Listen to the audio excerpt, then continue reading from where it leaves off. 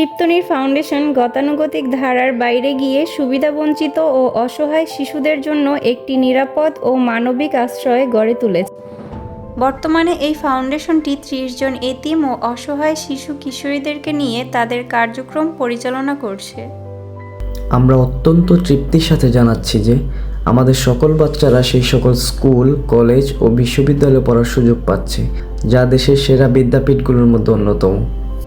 শিশুদের শারীরিক ও মানসিক বিকাশ এবং সুস্বাস্থ্য নিশ্চিতকরণে রয়েছে নানাবিধ উদ্যোগ। এর মধ্যে রয়েছে বিভিন্ন রিক্রিয়েশনাল কার্যক্রম, নিয়মিত physical activity, computer learning, art and craft শিক্ষা ও ক্যারাটে প্রশিক্ষণ।